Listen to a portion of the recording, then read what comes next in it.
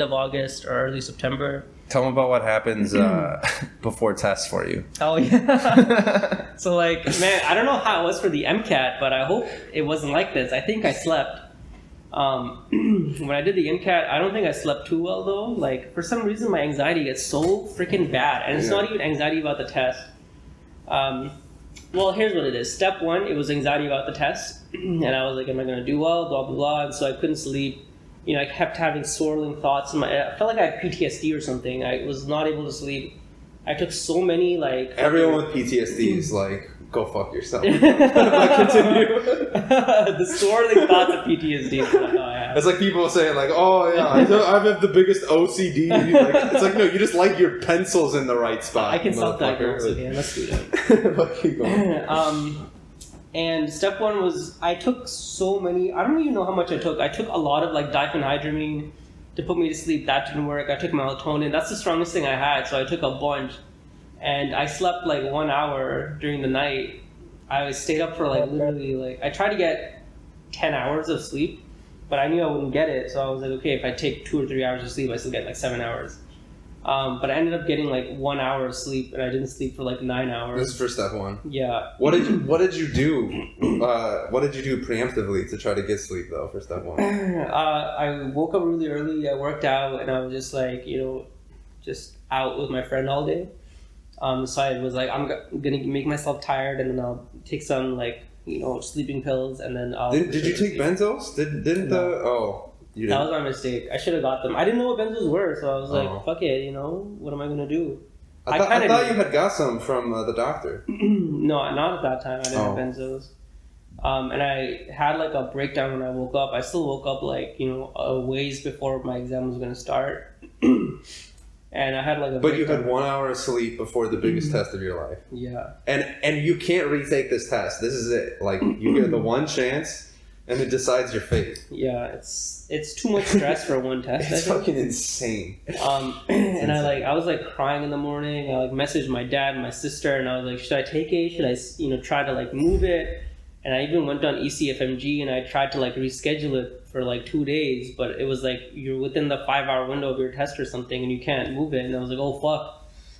And then I just went and like took it, and it worked out fine. And then this time, it wasn't more of it worked out fine. You were like dying by the end of the test, yeah, but it was, but yeah, your score ended up good. Yeah. And then when I did this one, it wasn't the same thing. I knew like all the material, and what was really the issue was that I was anxious that I wasn't going to get enough sleep.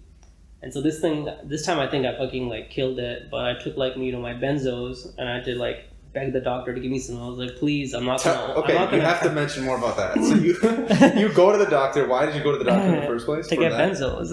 You went there, and he's like, okay, so what brings you in today? Yeah, I was like, yo, like, I'm a med student. You know, I have a lot of test anxiety. Can I have some benzos? And by the way, benzos are fucking like controlled Xanax. Substance, yeah. Yeah, they're a controlled substance. It's Xanax, it's alprazolam, it's diazepam. Isn't it all those? Yeah, I don't think... No one knows the actual names. But yeah, it's like stuff that they don't really give out. And I was like, you know, I swear to God, I'm not going to like, you know, fucking abuse them. I just need them for like my tests that are coming up. And he's like, okay, I can give you like 8. And I was like, sounds good.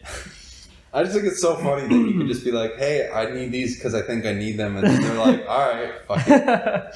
He was a young guy, so he was pretty chill about it. He understood. But it was super annoying, man. I fucking hate this neighborhood because someone was like playing their loud ass music right as I was going to sleep, and I was like about to like, you know, knock out, and I was like, because someone like fucking started playing their music, and it ended up that like they kept playing their music super loud and for a long time, so I ended up calling 911. And are you serious? Yeah. Oh, I did not know this. It's a fucking emergency, bro. Wait. How much time did you give it before you called 911? Like 5 minutes. The bar was like, you know, on the ground, dude. I didn't want to wait. I'm like, why? This should be going on, first of all. Like, I don't know why you have to blast music outside. You waited 5 minutes. Man, how long do you expect me to wait? I'm not gonna wait for... No, I love it. That's amazing. And you got the biggest day of your life ahead of you. Yeah. A motherfucker playing music. Wow. And I was like, it's Saturday night, bro. Go to a club. I don't know why you're blasting your music. It's a barbershop that does it too, which is so annoying. And I called 911. They're like, yo, what's your issue? I was like, hey, like, I have annoying. Wait. Is this step 1 or step 2? And that was like, a week ago. Oh, this is step 2? Yeah. Oh, shit. Yeah. I live in a quiet neighborhood. I don't care about the noise. And she's like, yo, what's your issue? I was like, I have a noise complaint. She's like, okay, you got to call 311. And I was like, fuck it, I'll do it. So I called 311. And guy picked up, was super nice. I guess he knows what it is. He's like, all right, tell me, blah, blah, blah. And I told him the streets it was on. I was like, yo, I'm pretty sure it's a barbershop on like this street. And the noise turned off in like 10 minutes. I was like, oh, wow. Okay, that's awesome.